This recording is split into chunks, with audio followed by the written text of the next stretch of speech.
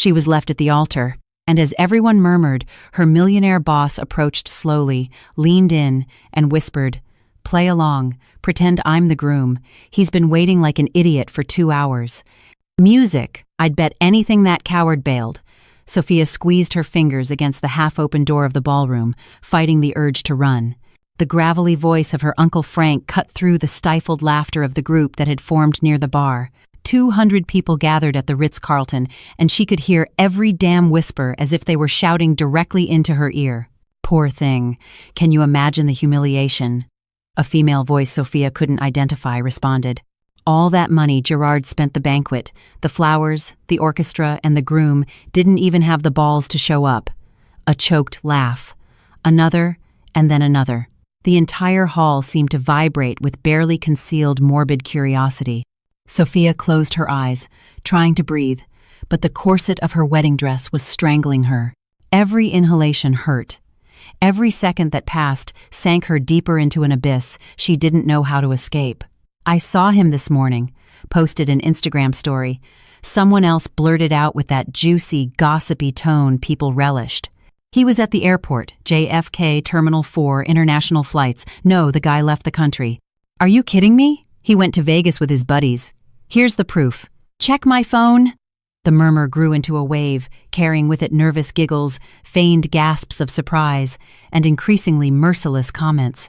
Sophia felt her legs tremble beneath the weight of yards and yards of French lace. The bouquet of white roses slipped from her hands and hit the floor with a dull thud. Chloe, her best friend, quickly bent down to pick it up. "Soph, don't listen to them. They're a bunch of assholes," Chloe muttered, squeezing her arm desperately. "We'll cancel everything right now. We'll tell them there was an emergency." "An emergency?" Sophia's voice came out broken, unrecognizable. What kind of emergency explains the groom disappearing 2 hours before the wedding? They all know what happened, Chloe. All of them. And it was true. Phones were already burning up with screenshots, videos, private messages. Number wedding fail 2026 was probably already a trending topic on Twitter.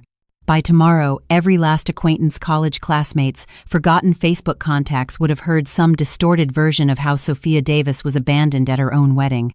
"Hey, you guys, for real!" The shrill voice of her Aunt Carol cut through the air like a rusty knife. "The girl's still in there, hiding like a mouse. Someone needs to tell her this whole thing's a bust. Let Gerard get his money back and let everyone go home." "Carol, don't be so insensitive," another voice replied, though without much conviction. "Poor Sophia must be devastated." "Well, yeah, but what do you want us to do? Sit here all afternoon waiting for a miracle?" The groom took off. "The circus is over." Circus. That word echoed in Sophia's head with the force of a hammer blow. That's what they all thought, that this was a spectacle, a juicy anecdote to share at the next family gathering. Remember when Sophia was left waiting at the altar like a fool? Laughter. More laughter, and she would be forever branded as the woman who wasn't enough for her fiancé to keep his promise. "Sophia, your dad's coming this way," Chloe warned, her eyes wide. "And he looks like he's about to explode." Gerard Davis was storming through the ballroom like a wounded bull, shoving chairs aside and pushing people without the slightest care. His face was red, the veins in his neck bulging, his fists clenched so tightly his knuckles were white. Sophia knew that expression. It was the same one he'd had when her younger brother wrecked the family car, the same one from when he discovered his business partner was stealing from him. The face of a man whose pride had just been trampled in front of the entire world. "Where is he?" he roared, reaching her. "Where is that son of a going? I'm going to kill him. I'm going to tear him to pieces." "Dad, please," Sophia whispered, but her voice was lost in the uproar. $500,000, her father shouted, pulling out his phone and waving it at the guests. "I spent $500,000 on this wedding, and the damned coward went to Vegas to get drunk with his friends.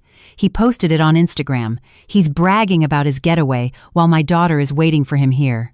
The entire ballroom erupted. It wasn't whispers anymore. It was shouts, exclamations, phones being raised to record, to photograph, to document every second of the worst humiliation Sophia had experienced in her 28 years of life. Her mother appeared, running from the other side of the room, mascara streaking black furrows down her cheeks. "My baby, my poor baby," Patricia Davis sobbed, hugging her so tightly she nearly knocked her over. How could he do this to you? How? Let me go, Sophia murmured, trying to break free, but her mother's hands gripped her like vises. Mom, please, let me go. I'm going to sue him. Her father bellowed, furiously dialing numbers. I'm putting him in jail. He's going to pay for every single cent. He'll regret the day he was born. Gerard, calm down.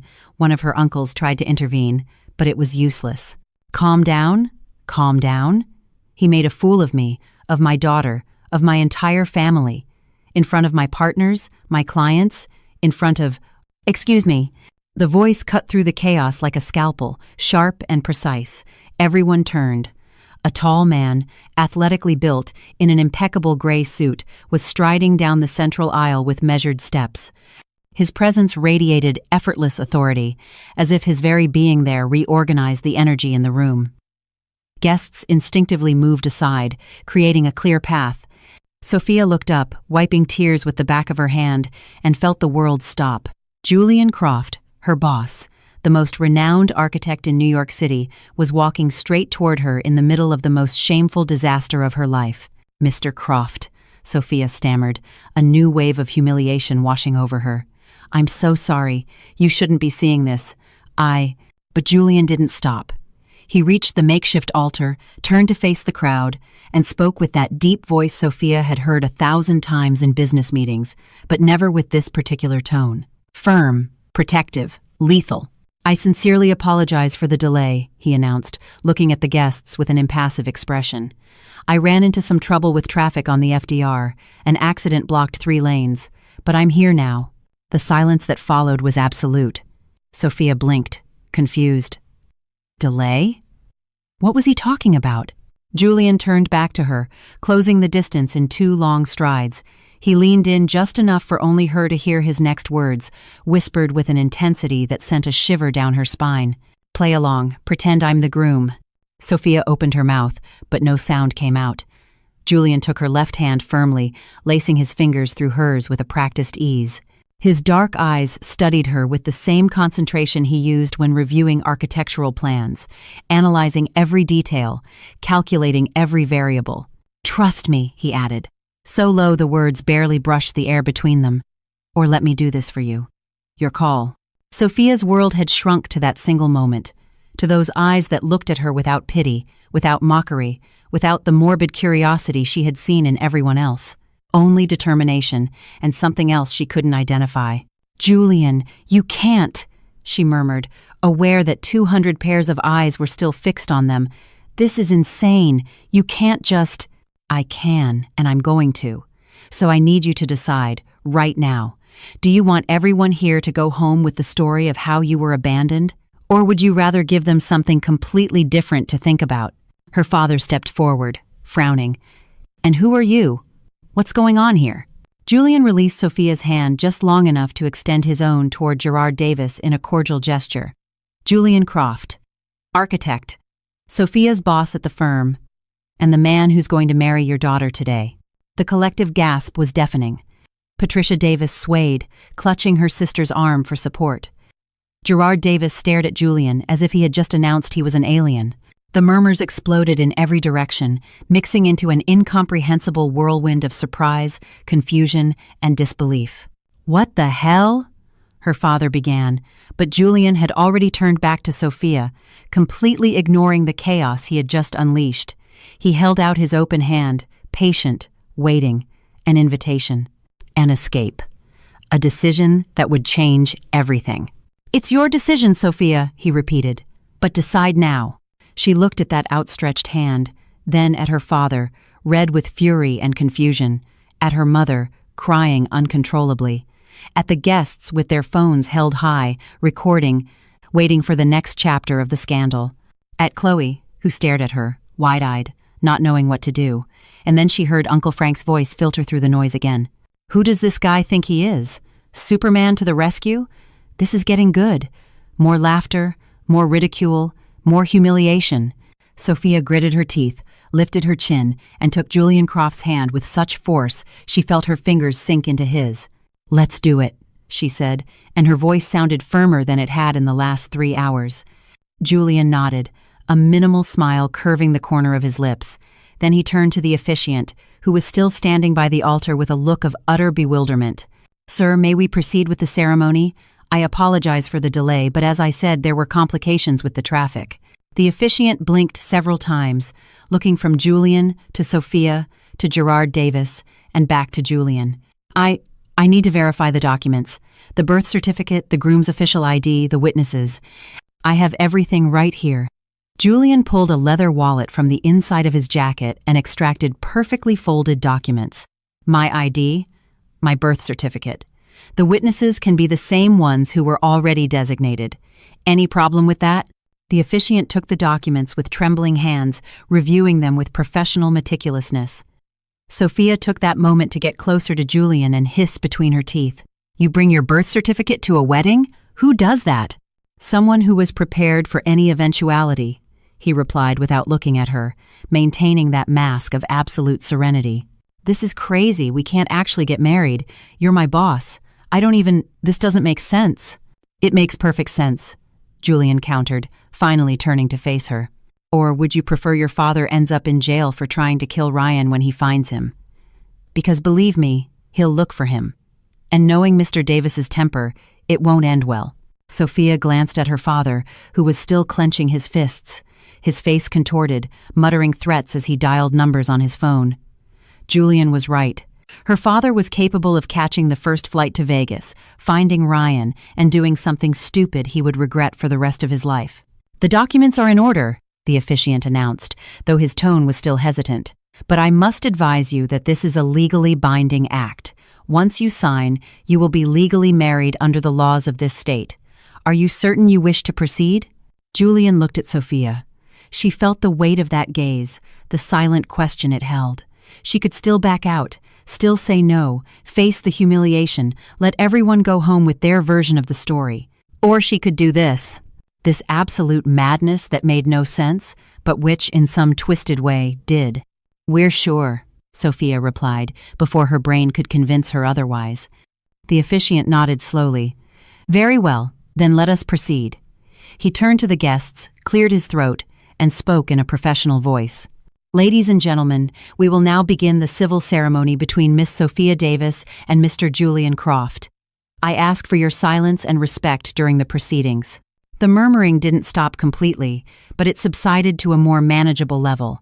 The phones were still up, the faces still showed disbelief, but at least they weren't shouting anymore. Julian guided Sophia to the altar with measured steps, his hand firm on the small of her back, a protective gesture that sent shivers down her spine. "Are you okay?" he asked in a low voice as they positioned themselves before the officiant. "No," Sophia answered with brutal honesty. "None of this is okay. I know, but we're going to make it look like it is." The officiant began reciting the standard protocol, reading articles from the state code in a monotone voice. Sophia barely processed the words. Her mind was still spinning, trying to understand how she had gone from waiting for Ryan to standing at the altar with Julian Croft, her boss, the man with whom she had exchanged exactly 3 personal conversations in 3 years of working together. "Do you, Julian Croft, take Sophia Davis to be your lawfully wedded wife?" the officiant asked. "I do," Julian answered without hesitation, looking directly into her eyes. Sophia's heart skipped a beat. This was happening. It was really happening. "And do you, Sophia Davis, take Julian Croft to be your lawfully wedded husband?" Sophia opened her mouth. The words caught in her throat. Everyone was waiting. Julian was watching her with that intensity that made it impossible to look away. Her father was still frowning. Her mother was crying harder. Chloe was biting her nails. The guests held their breath.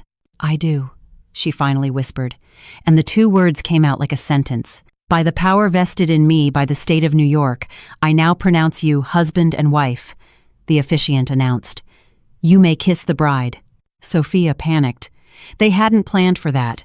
Well, they hadn't planned for any of this, but they definitely hadn't talked about kissing. Julian must have read the terror on her face because he leaned in just slightly, brushing his lips against hers in a contact so brief and chaste it barely qualified as a kiss. But it was enough to unleash a storm of applause, whistles, shouts, and camera flashes. "It's done," Julian murmured against her ear. "Now smile and breathe. The worst is over." But as they turned to face the guests, their hands intertwined and forced smiles on their faces, Sophia couldn't help but think that the worst was just beginning. The applause echoed like distant thunder as Sophia tried to process what she had just done. Married. She had married Julian Croft, her boss, the man who, 3 hours ago, she barely knew beyond executive meetings and corporate emails. His hand was still holding hers firmly, anchoring her to a reality that felt completely surreal. "Congratulations, sweetheart," Sophia's mother stumbled over, dabbing at her smudged mascara with a soaked tissue. "Welcome to the family. We didn't know that Sophia and you—" Her voice broke before she could finish the sentence. Julian inclined his head respectfully, releasing Sophia's hand just long enough to give Patricia Davis a brief hug. "I'm very sorry for the confusion, ma'am. Everything happened very quickly between us. We didn't mean to cause any trouble." "Trouble?" Gerard Davis appeared behind his wife, his face still red, but his fury now transformed into bewilderment. "Young man, you owe me an explanation. My daughter was engaged to another man 5 minutes ago, and now it turns out that—" "Dad, please," Sophia interrupted, feeling panic begin to climb her throat. "Not now. There are 200 people waiting. We can talk later." Her father looked at her as if she were a stranger. And maybe she was. The Sophia he knew would never have done something like this. Never would have made a decision so impulsive, so irrational, so completely out of character.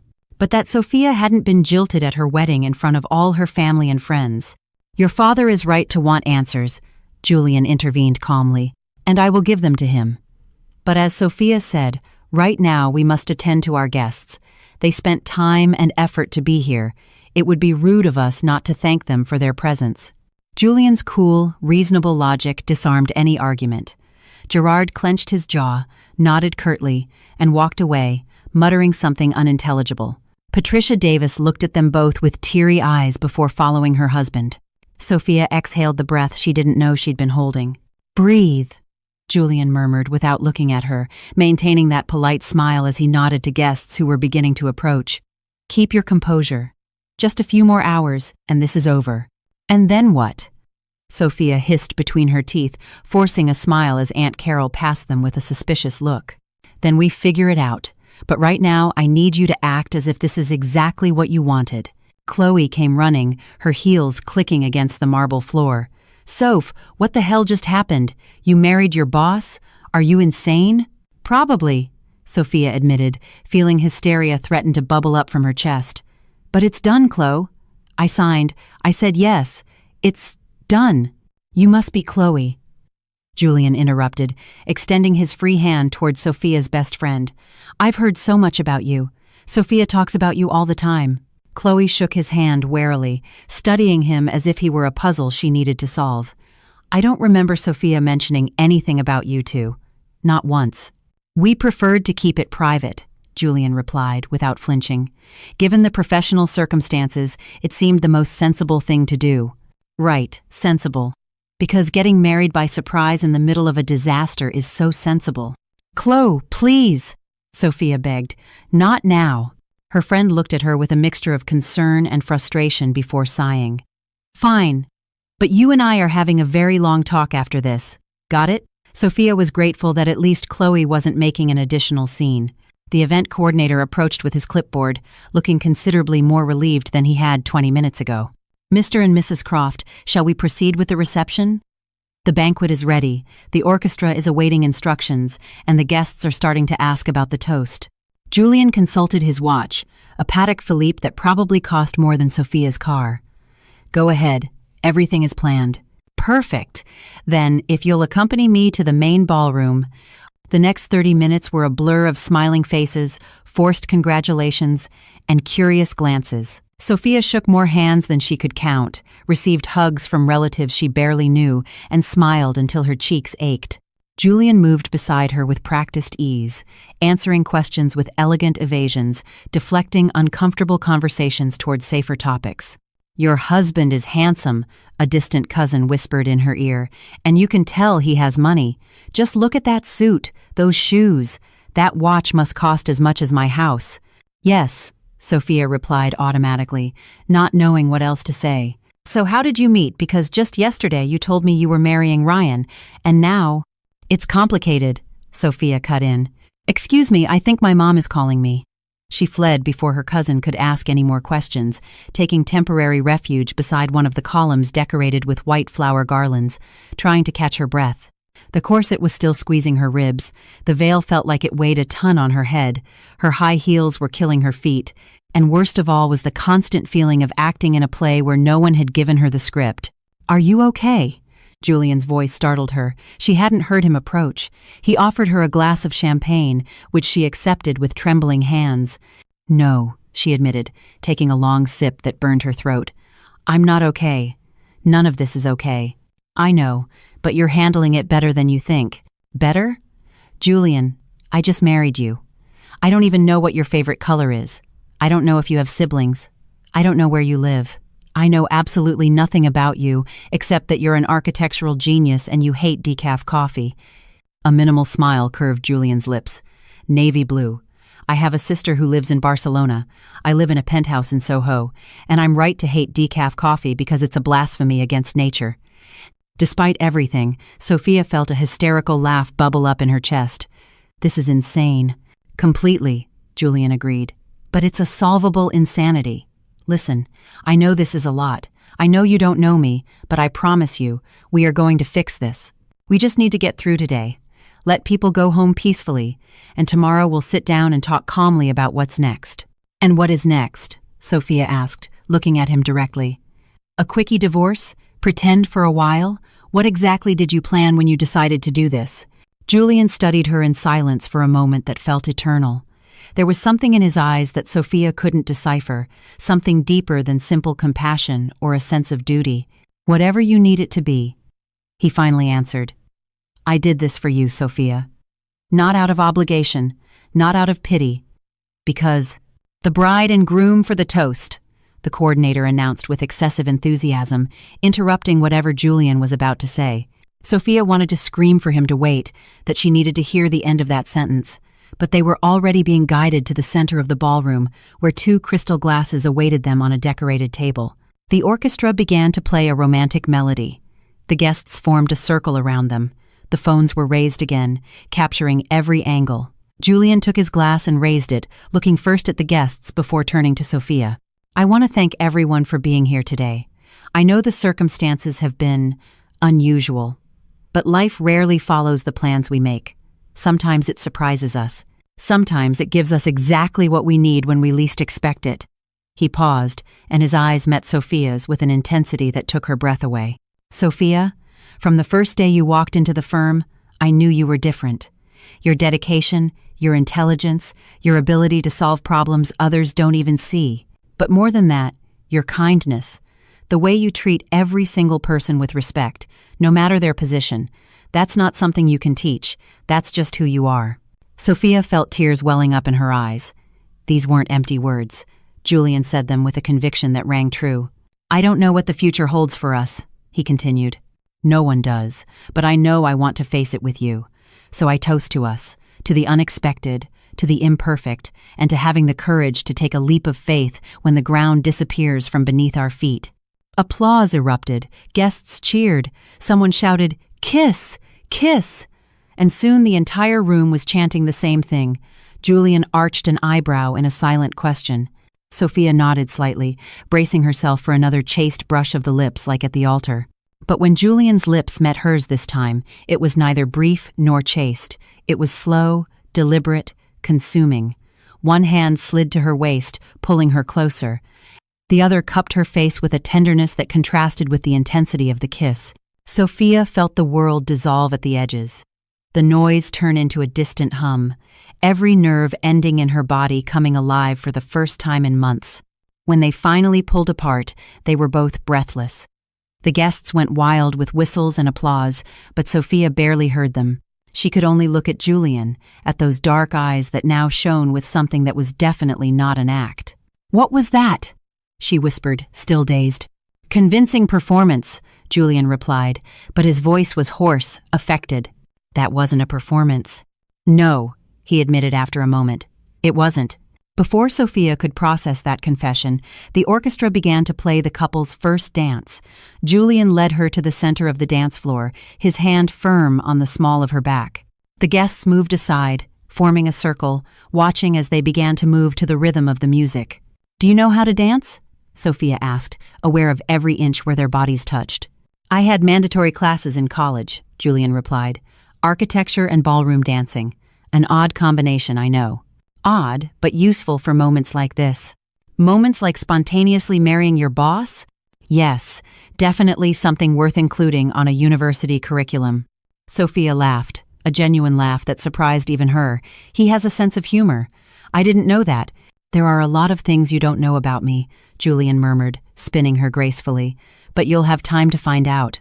"How much time exactly? Because this can't last forever. Eventually someone is going to realize that—" "Shh," he interrupted, pulling her a little closer. "Don't think about that now. Just dance with me. Just for this one song, forget everything else." And Sophia did. She allowed herself to close her eyes, to rest her head against Julian's shoulder, to feel the music envelop them. She allowed herself to forget that 4 hours ago she was waiting for another man. To forget that this was a farce born of desperation. To forget that at some point she would have to face the consequences of this impulsive decision. For that one song, for those 3 minutes and 40 seconds, she let herself pretend this was real. Night had fallen over New York City by the time the last guest finally left. Sophia watched the car lights disappear from the hotel parking lot through one of the ballroom windows, aware that the moment she had been postponing for 6 hours had finally arrived. There were no more acts to maintain, no more forced smiles or superficial conversations.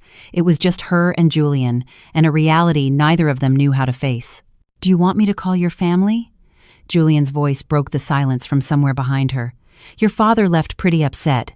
Maybe we should clear things up with them tonight." Sophia shook her head without turning. "No, not tonight. I don't have the energy for any more confrontations today." Julian's footsteps drew closer until she could see his reflection in the window pane, standing less than a yard away. He had taken off his jacket and loosened his tie. The sleeves of his white shirt were rolled up, revealing tanned and surprisingly muscular forearms for someone who spent most of his time behind a desk. Sophia looked away from the image, feeling an uncomfortable heat creep up her neck. "I booked the bridal suite," Julian said. The event coordinator insisted. "Apparently, it's included in the package your father paid for." The bridal suite. Of course, because that was exactly what this disaster needed, sharing a romantic room with the man who was technically her husband but was still practically a stranger. "I can get another room if you'd prefer," Julian added quickly, as if he'd read her discomfort. "In fact, that's probably for the best. I don't want you to feel pressured or—" "No," Sophia interrupted, surprising herself. "We've made enough of a scene for one day. If any of the staff sees us sleeping separately on our wedding night, it'll be all over the hotel gossip chain by morning." Julian nodded slowly. "So we share the suite. I can sleep on the couch." "Julian, you're like 6'2". You won't fit on any couch. I've slept in worse places during construction projects. I'll be fine." The tension between them was palpable, like a taut electrical wire about to snap. Sophia finally turned to face him, crossing her arms over her chest. The wedding dress suddenly felt ridiculous. An elaborate costume for a fantasy that never existed. "Why did you do it?" she asked, needing to hear the answer they'd been interrupted from earlier. "And don't tell me it was out of compassion or a sense of duty. No one marries someone for those reasons." Julian looked at her for a long moment, his dark eyes scanning her face as if searching for the right words in a language he didn't quite master. He finally sighed, running a hand through his perfectly styled hair, messing it up for the first time all day. "Because I couldn't just stand there and watch them tear you apart," he admitted. "I heard what they were saying, the comments, the laughter, the morbid curiosity, and I saw your face when you came out of that room. I saw you trying to hold it together while your world was falling apart, and I couldn't stand it. But that doesn't explain why you decided to marry me. You could have done 1,000 different things. You could have gotten me out of there, canceled everything, helped me escape." "I didn't have to marry you," Julian finished for her. "You're right. I didn't have to. But in that moment, it seemed like the only solution that solved all the problems at once. Your father was about to do something he would regret. Your family was going to spend weeks, maybe months, processing the humiliation. The guests would have left with a story that would follow you for years. And you would have blamed yourself for all of it when none of this was your fault. Sophia felt the tears she had been holding back all day finally begin to overflow. She tried to wipe them away quickly, but Julian had already stepped closer, offering her a cloth handkerchief from his pocket. "Don't cry," he murmured with a softness Sophia had never heard from him before. "You've cried enough for a man who doesn't deserve it." "So what now?" Sophia asked, her voice cracking. "What do we do with this marriage? Do we get a divorce next week? Do we pretend for a while? Do we keep working together like nothing happened?" "Honestly, I don't know," Julian admitted. "I didn't have a plan beyond today. I just knew I had to help you in that moment." "That's very noble of you. But marriages don't work on nobility. They work on love," Julian suggested, and something in his tone made Sophia look at him more closely. "Yes, love. And we don't love each other. We barely know each other." Julian took another step closer, closing the distance between them to inches. Sophia had to tilt her head back to maintain eye contact, aware of every breath, every accelerated beat of her heart. "Want to know a secret?" he asked, his voice barely a whisper. "That kiss on the dance floor, that wasn't an act, and I think you felt it too." Sophia opened her mouth to deny it, but the words stuck in her throat. Because he was right. She had felt it. That moment when everything else disappeared and it was just the two of them, moving to the music, connected in a way that had no logical explanation. "That doesn't mean anything," she finally managed to say. "It was adrenaline. The heat of the moment. It was chemistry," Julian suggested, and the slight smile that curved his lips made Sophia's stomach do a flip. "Because that's what it was, Sophia. Chemistry. And you can't fake that. You can't manufacture it. It either exists or it doesn't." "Are you insane?" she murmured, taking a step back. "This is insane. 12 hours ago you were just my boss. Now you're my husband and you're talking about chemistry and you're scared," Julian interrupted. "I get it. I am too. But that doesn't change the fact that there's something here. Something worth exploring." "Exploring?" Sophia let out a hysterical laugh. "Julian, we're not teenagers experimenting with first love. We're two adults who made an impulsive decision and now have to deal with the consequences." "You're right," he conceded. "We're adults, so let's act like it. Let's talk honestly about what we want." "And what is it that you want?" The question hung between them like an undetonated bomb. Julian looked at her with that intensity that made it impossible to look away, those eyes that seemed to see past the defenses Sophia had carefully built all day. "I want to give you time," he finally answered. "Time to process what happened with Ryan. Time to get to know me beyond the boss-employee relationship. Time to decide what you want to do with this marriage, without pressure or expectations. And in the meantime? In the meantime, we live. We go on with our lives. I'm not going to demand anything from you. I'm not going to push this to be something you're not ready for. But I'm also not going to pretend I don't feel what I feel." Sophia felt her heart accelerate dangerously. "And what is it that you feel?" Julian took another step toward her, so close now that Sophia could feel the heat radiating from his body. She could smell the subtle scent of his cologne mixed with something more personal, more masculine. "I feel that kiss was the most real thing that's happened to me in years," he murmured.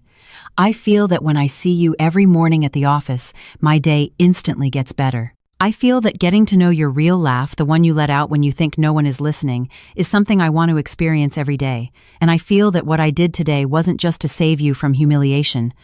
It was also because the idea of another man hurting you was unbearable to me." The silence that followed was deafening.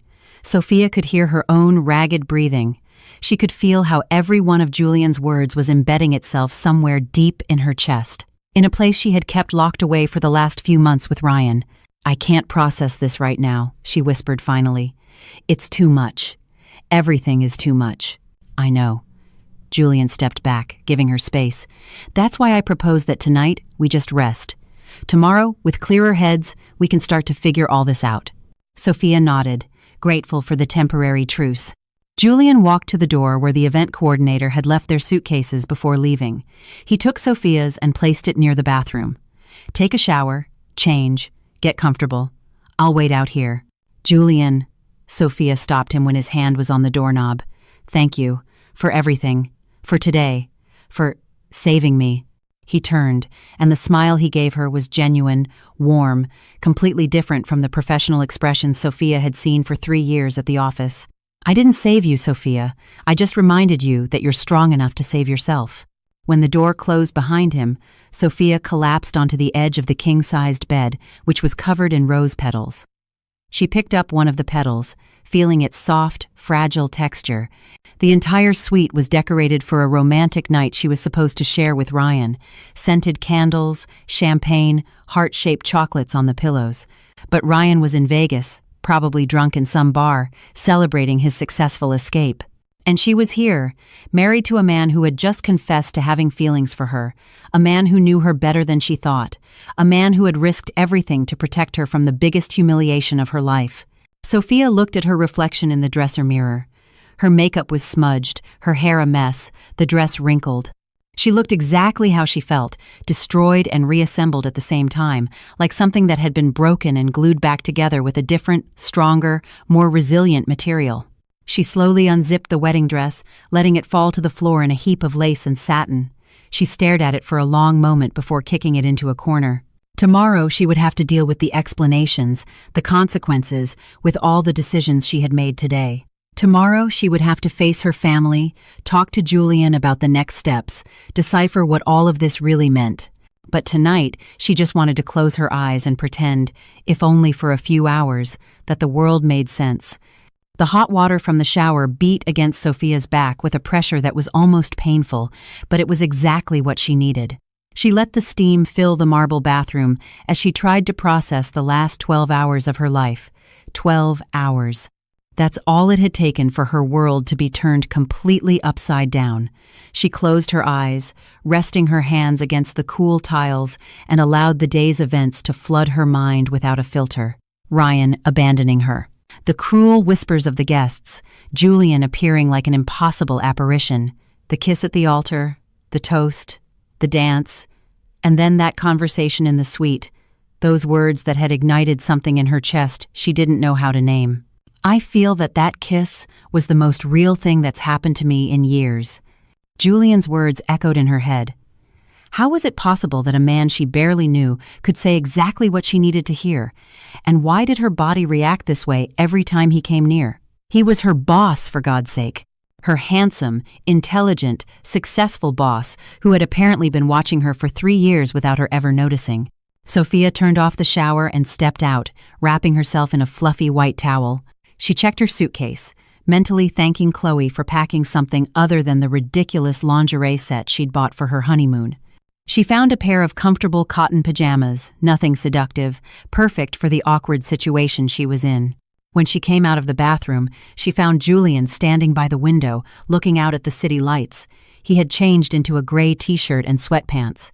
Without the formal suit, he looked younger, more approachable, less like the millionaire architect, and more like a normal man dealing with an extraordinary situation.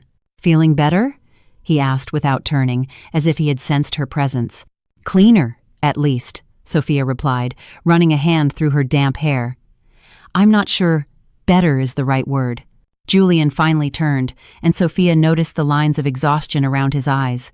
It had been a long day for both of them. He gestured to the room service he'd ordered while she was in the shower.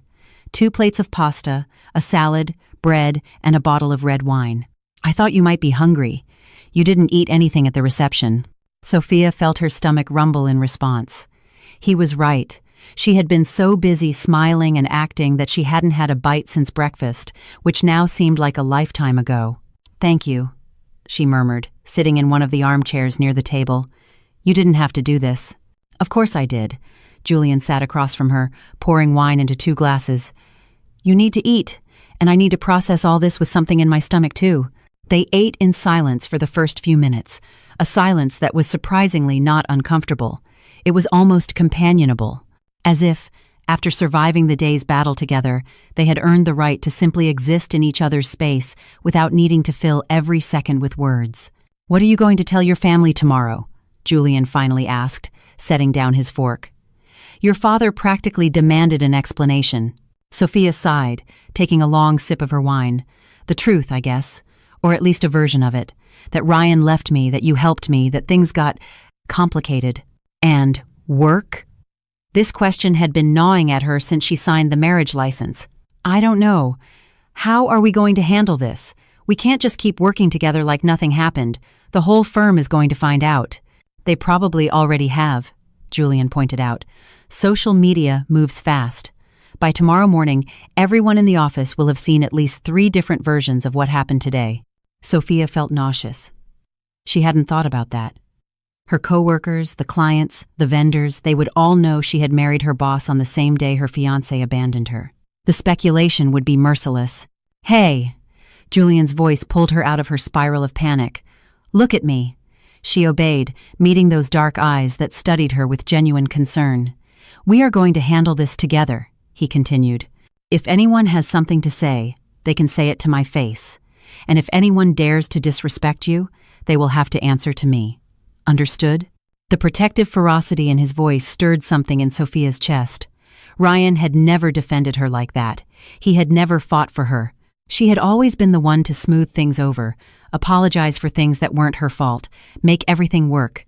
Why are you doing this? She asked quietly. Why do you care so much? Julian put his glass down and leaned forward, shortening the distance between them. Because for 3 years I've watched you give your all at that firm. Watched you come in early, leave late, solve problems that aren't your responsibility. Watched you smile even when I know you're tired or frustrated. And I also saw you with Ryan. Sophia blinked, surprised. What? The few times he came to the office to pick you up, I saw how he talked to you like you were his personal assistant instead of his partner, like your accomplishments were less important than his. And I saw how you made yourself smaller every time he was around, as if you needed to take up less space so he could shine brighter. The words hit Sophia like punches because they were true. Every single one was true, and the fact that Julian had noticed, when she herself was only just beginning to admit it, was devastating. I loved him, she whispered, though the words sounded hollow even to her. Did you love him, or did you love the idea of what you were supposed to be? Julian asked gently. Because from the outside, Sophia, it didn't look like love. It looked like habit. It looked like fear of being alone. It looked like you were settling for less than you deserve because it was easier than admitting you were with the wrong man. Sophia felt tears threatening to spill again, but this time they weren't tears of humiliation or sadness. They were tears of recognition, of finally hearing out loud what her subconscious had been screaming at her for months. He made me feel small, she admitted, the words coming out in a broken whisper. Smaller and smaller, and I let him because I was afraid that if I demanded more, I'd be left with nothing. Julian rose from his chair and knelt in front of her, taking her hands in his.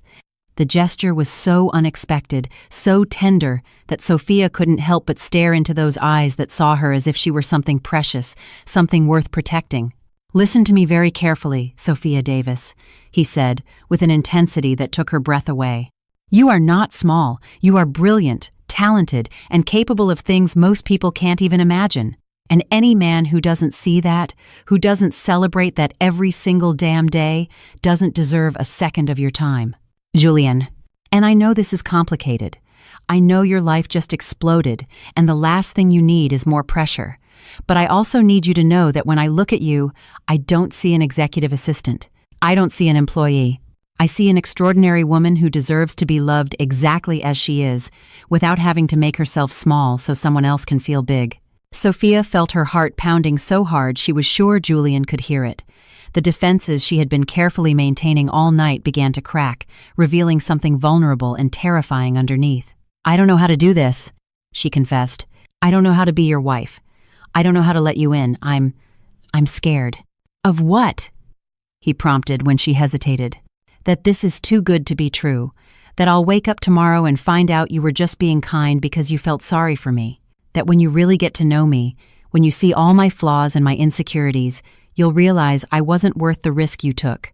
Julian released one of her hands to caress her cheek with his thumb, wiping away a stray tear. Do you want to know what I see when I look at you? I see someone who shows up every day and gives her best, even when no one is watching. I see someone who treats the cleaning staff with the same respect she gives to billionaire clients. I see someone who stayed until 2 a.m. helping a colleague with a project that wasn't even her responsibility. I see strength disguised as kindness. I see intelligence mixed with humility. And yes, I see insecurities and flaws, because you're human. But that doesn't make you any less extraordinary. It makes you real." Sophia didn't know who moved first. Maybe they both did at the same time, drawn by a force neither could name. All she knew was that suddenly Julian's lips were on hers, and this kiss was not like the others. It wasn't for an audience. It wasn't an act. It was hunger and need and something much more dangerous. Julian's hands tangled in her damp hair, pulling her closer. Sophia responded with the same intensity, letting all the pain and confusion of the day transform into this physical connection that made more sense than any words. They moved clumsily toward the bed, stumbling over the coffee table, laughing against each other's lips when they nearly fell. Julian laid her gently on the mattress, propping himself above her with his arms on either side of her head. His eyes scanned hers with a silent question, giving her space to pull back if she needed it. "Are you sure?" he asked, his voice rough. "We can stop. You don't have to do anything you don't want to." Sophia looked at him. This man who had appeared out of nowhere and changed everything.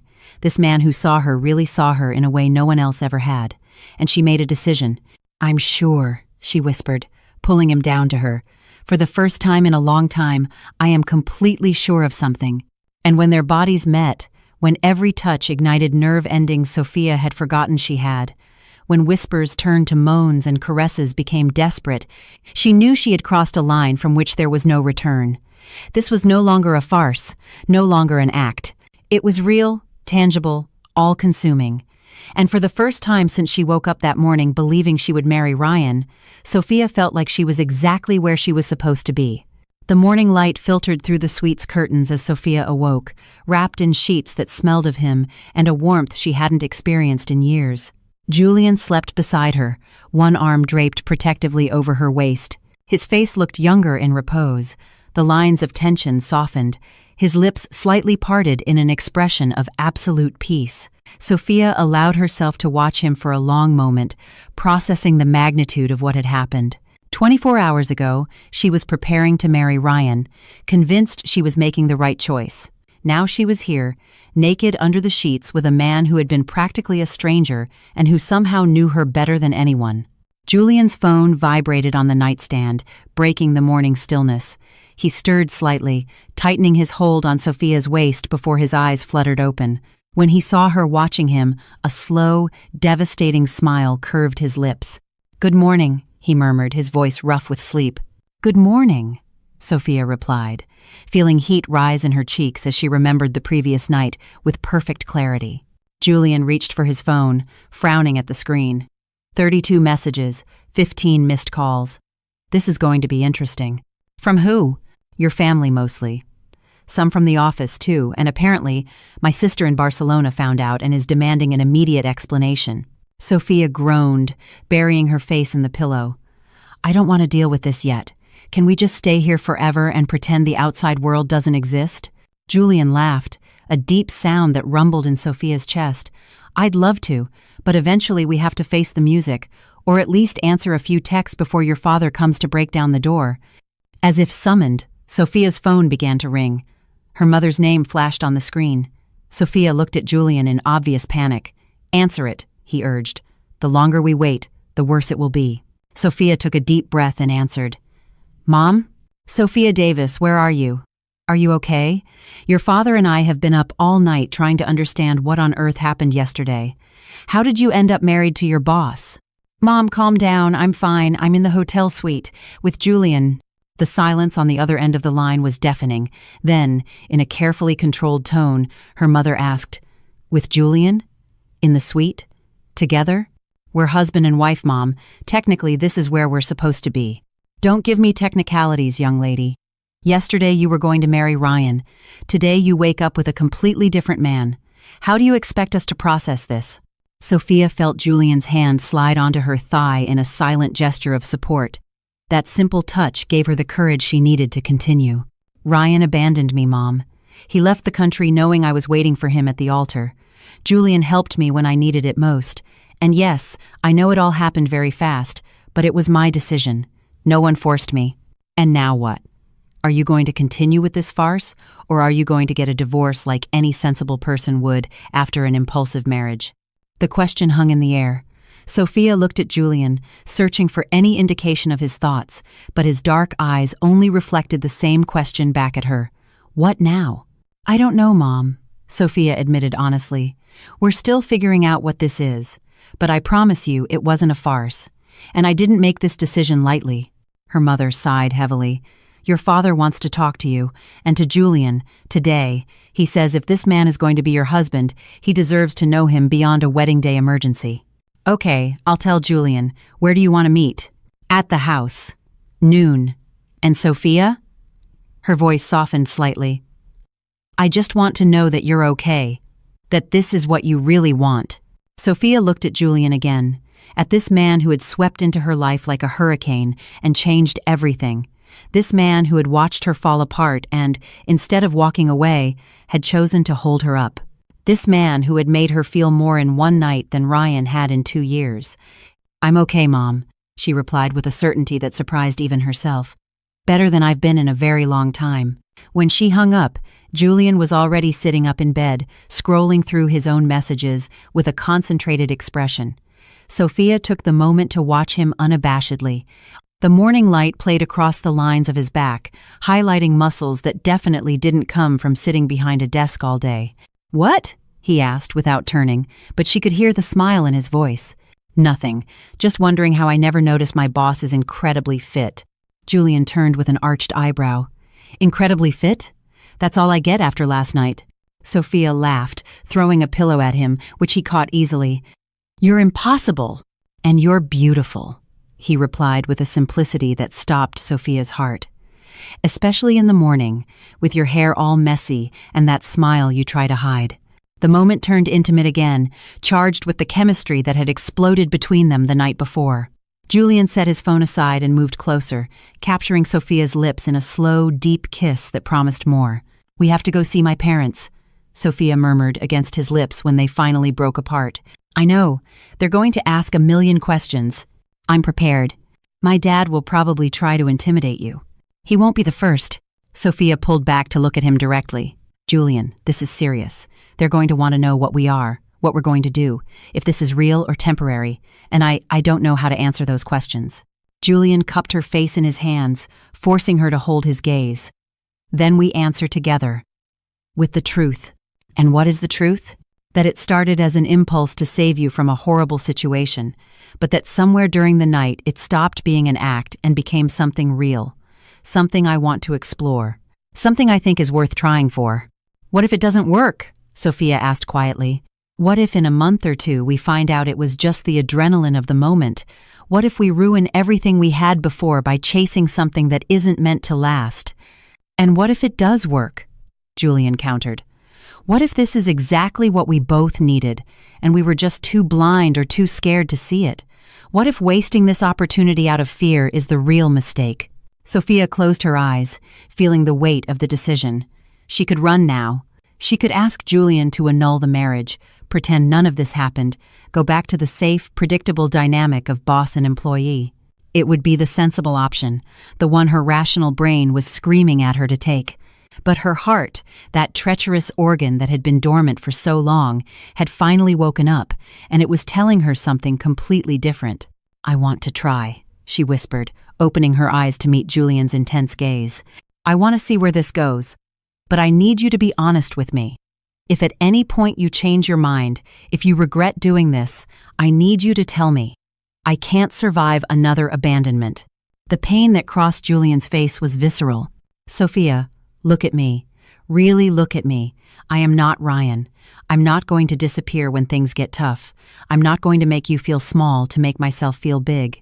And I am definitely not going to abandon you because I get scared of what I feel. And what is it that you feel? Julian smiled. That slow, devastating smile that did dangerous things to Sophia's heart rate. I'm still figuring it out. But I know that when I see you, something in my chest tightens. I know your laugh is my favorite sound. I know the idea of seeing you every day makes me want to get up in the morning. And I know that what happened last night was just the beginning of something much bigger. Sophia felt tears stinging her eyes, but this time they were tears of relief, of hope, of finally feeling chosen, without conditions. I need a shower, she announced, trying to lighten the mood before she completely fell apart. And coffee. Lots of coffee. Want some company in that shower? Julian asked with a mischievous grin. Absolutely not. If you come in there with me, we'll never leave this suite, and my parents will literally send the police to find us. Julian laughed, kissing her one more time before letting her go. Fine. I'll order breakfast. What do you like? Surprise me. As Sophia disappeared into the bathroom, Julian picked up his phone and decided to deal with the messages from his sister, Elena, each one more insistent than the last. He opted for a video call, bracing for the inevitable interrogation. Elena's face appeared on the screen, her expression a mix of amusement and exasperation. Julian Croft, you got married and you didn't even tell me? Good morning to you too, Elena. Don't you good morning me. Explain yourself, right now. I saw the pictures on Instagram. Who is she? And why do all the comments say it was a surprise wedding because the other groom didn't show up? Julian sighed, running a hand through his hair. It's complicated. I've got time. And it had better be a good story because Mom is freaking out. She's already booked a flight for tomorrow. Of course she did, Julian muttered. Look, the short version is, Sophia works for me. Her fiancé abandoned her at the altar. I stepped in. We got married. And it turns out there's something real here worth exploring. Elena stared at him for a long moment before bursting into laughter. Only you would pull something like this, little brother. Only you. It wasn't planned, obviously. But tell me, is there really something there, or are you just playing the knight in shining armor? Julian thought about the night before, about every kiss, every touch, every word whispered in the dark. He thought about how it felt to wake up with Sophia in his arms, as if something that had been misaligned for years had finally clicked into place. There's something, he admitted, something big. Elena's smile softened. Then fight for it. Don't let what other people think dictate what you do. If she's special, if this is real, don't let her go. I don't plan to. Good. Now put her on the phone. I want to meet my new sister-in-law before Mom gets there and scares her off with her intensity. Julian laughed. She's in the shower, but I promise you'll meet her soon. And Elena? Thanks. For what? For not judging. For believing in me. Always, brother. Always. The Davises' house in Westchester looked exactly as it always had, cozy, filled with plants, and with that smell of freshly brewed coffee that had been the backdrop to Sophia's entire childhood. But as Julian parked his Mercedes in the driveway, Sophia felt like she was about to walk onto a battlefield. Ready? Julian asked, turning off the engine and looking at her. No, Sophia admitted honestly, but I guess that doesn't matter. Julian took her hand, lacing his fingers through hers with a naturalness that still surprised her. Remember, we're a team. Whatever happens in there, we face it together. Those words gave her the courage she needed. They got out of the car and walked to the front door, where Patricia Davis was already waiting with an unreadable expression. When she saw their joined hands, something in her face softened slightly. Come in, she said simply, stepping aside. Gerard Davis was sitting in the living room, arms crossed, brow furrowed in that expression Sophia knew all too well. Surprisingly, Chloe was there too, offering Sophia a supportive smile from an armchair. Sit, her father commanded, pointing to the sofa opposite him. Julian waited for Sophia to sit before taking the seat beside her, keeping her hand firmly in his. The gesture did not go unnoticed by Gerard, whose gaze fixed on their joined hands with an almost physical intensity. So, her father began, is someone going to explain to me what the hell happened yesterday? Because from my perspective, my daughter was about to marry one man, that man disappeared, and suddenly you, he pointed at Julian, show up and end up marrying her. Can you tell me how that makes any sense at all? Julian leaned forward, not letting go of Sophia's hand. You're right, Mr. Davis. From the outside, it doesn't make sense. It looks impulsive, irrational, even irresponsible. But if you'll allow me, I'd like to explain exactly why I made that decision. Gerard waved a dismissive hand. I'm listening. I've worked with Sophia for 3 years, Julian began. In that time, I've seen her become one of the best professionals I've ever known. But more than that, I've seen who she is as a person. Her dedication, her integrity, the way she treats everyone with respect, no matter their position. I also saw her with Ryan on the few occasions he came to the office. The name Ryan made Gerard's jaw clench visibly. And every time I saw them together, Julian continued, I wondered why such an extraordinary woman was settling for someone who clearly didn't value her, someone who treated her like an accessory instead of a partner, someone who made her feel she had to be less so he could be more. Sophia felt tears sting her eyes, hearing those words spoken aloud in front of her family. Yesterday, when I saw what was happening, when I heard the guests' comments, when I saw the humiliation on Sophia's face, I knew I had two options. Julian looked directly at Gerard. I could stand by and do nothing, let the situation play out, and allow your daughter to be publicly destroyed. Or I could do something about it. And marrying her was the only option? Patricia asked from her spot by the window. In that moment, it seemed like the only one that solved all the problems at once, Julian admitted. But I didn't just do it for her. I also did it because for months, maybe years, I've wanted to tell her how I felt, and never had the courage. Yesterday gave me the perfect, albeit unconventional, opportunity to show her. The silence that followed was so thick Sophia could hear the ticking of the wall clock in the kitchen. Her father was looking at her with an expression she couldn't decipher. Her mother had her hands over her heart. Chloe was smiling openly. "Dad," Sophia finally spoke, her voice trembling but firm. "I know this is a lot to process. Believe me, I'm trying to understand it too. But I need you to know something. What happened yesterday wasn't a farce. It wasn't charity. It was the first time in years that someone really saw me, saw all of me, with my flaws and insecurities, and decided I was worth sticking around for." Gerard closed his eyes, taking a deep breath. When he opened them again, there was something different in his gaze, something softer. "Ryan called me this morning," he said, and everyone in the room tensed. "From Vegas, drunk, crying, saying he made a mistake, that he got scared, that he wants to come back and fix things." Sophia felt Julian squeeze her hand instinctively, but she kept her eyes fixed on her father. "And what did you tell him?" A slow, almost ferocious smile curved Gerard's lips. "I told him it was too late, that my daughter was already married to a man who had the guts to show up when he ran away, and that if he ever came near you again, I would personally make sure he regretted it." Sophia let out a laugh mixed with a sob. Julian smiled too, clearly relieved. "But that doesn't mean this is okay," her father continued, turning to Julian. "You're my daughter's boss. There's a power dynamic there that worries me. How do I know Sophia can make decisions freely? How do I know she won't feel pressured, obligated?" "I'll step down," Julian said without hesitation. Everyone stared at him in surprise, including Sophia. "What?" she asked. "Julian, you can't resign from your own company."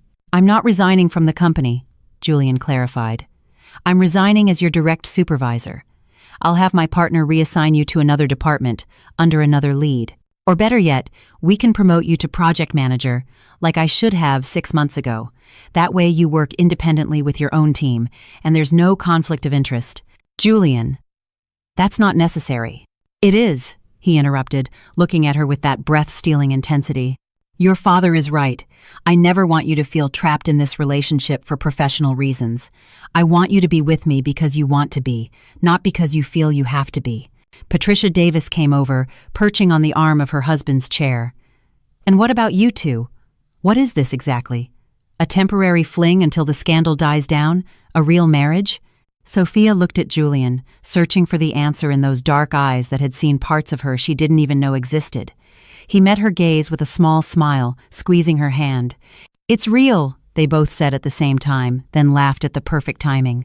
"I don't know how this is all going to work," Sophia admitted. "I don't know if in 6 months we'll feel as certain as we do now, or if we'll find out this was just a moment of madness, but I do know that I want to try. I know that when I'm with Julian, I feel seen and valued and celebrated, and that's something I'm not willing to throw away just because the timing was strange." "I love your daughter, Mr. Davis," Julian said suddenly, and the impact of the words filled the room. "Maybe it's too soon to say it. Maybe I should wait longer. But the truth is, I've been falling in love with her for months without even realizing it. With her laugh when she thinks no one is listening, with how she treats every person with dignity, with the way she solves problems no one else can see. And yesterday, when I saw her shattered, all I could think was that I would do anything to take that pain away, including marrying her in front of 200 people without a second thought." Sophia felt the tears streaming freely now. Julian turned to her, wiping them away with his thumbs. "I love you, Sophia Davis," he repeated, this time just for her. And I am going to spend the rest of my life proving to you that you were worth every single risk I took. I love you too, Sophia whispered. And saying those words out loud, something inside her broke and mended itself all at once. I don't know when it happened exactly. Maybe it was yesterday. Maybe it was over the last 3 years without me noticing. But it's real. This is real. They kissed, softly and tenderly, forgetting for a moment they had an audience. When they pulled apart, Chloe was clapping through her tears. Patricia was dabbing her cheeks with a tissue. And Gerard was smiling. All right, her father said finally. You have my blessing. But, he held up a warning finger, if you ever hurt my daughter, Mr. Croft, there is nowhere in this world you'll be able to hide from me. I have no plans to hurt your daughter, sir, Julian replied seriously. I plan to love her exactly as she deserves to be loved. Every day. Forever. Patricia stood up, drying her eyes. Well, if you're going to do this, you're going to do it right. No living in sin or any nonsense. You're married, so now comes the important part, getting to know each other, building a life, doing things the right way. Mom, we're already legally married, Sophia pointed out. Legally, yes, but you need a church blessing and a proper honeymoon, and for Julian to meet the rest of the family under less chaotic circumstances. Patricia, breathe, Gerard interrupted with amusement. Let the kids live one day at a time. Chloe came over, hugging Sophia tightly. I am so happy for you, she whispered in her ear. You deserve this. You deserve all of this and more. Thanks for being here, Sophia replied, for believing in me, even when I didn't know what to believe. Always, Soph, always. The next few hours passed in a blur of conversations, coffee, and slow acceptance. Gerard and Julian talked business, discovering common interests. Patricia bombarded Julian with questions about his family, his plans, his intentions. And Sophia watched it all from her seat, feeling something that had been broken inside her begin to heal. When they finally said their goodbyes and got back in the car, the sun was setting over the city, painting the sky in shades of orange and pink. Julian didn't start the engine right away. Instead, he turned to Sophia. Are you okay? Better than okay, she answered honestly. For the first time in a long time, I feel like everything is exactly where it's supposed to be. Even the part where your boss confessed his undying love in front of your parents? Especially that part. Sophia smiled. Although, technically, you're not my boss anymore. Now you're just my husband. Just your husband, Julian repeated, tasting the words. I like the sound of that. Me too. They kissed as the sun disappeared behind the skyline, sealing promises that had been born in chaos but strengthened in truth. They didn't know what the future held. They didn't know if the road ahead would be easy or complicated. But they knew one thing with absolute certainty. What they had found in each other was worth every risk, every moment of uncertainty, every curious glance they would receive in the coming months. Because sometimes, the best stories start in the most unexpected places. Sometimes, love shows up when you least expect it, in the most unlikely way, at the most chaotic time. And sometimes, all you need is the courage to say yes, when your entire rational being is screaming at you to say no. Sophia Davis had gone to her wedding expecting to marry the wrong man, but she had ended up marrying the right one, the one who had been there all along, waiting for the perfect moment to remind her that she deserved to be loved exactly as she was. And as they drove toward their future together, hands intertwined and smiles on their faces, they both knew with absolute certainty that this story was just beginning and it was going to be epic.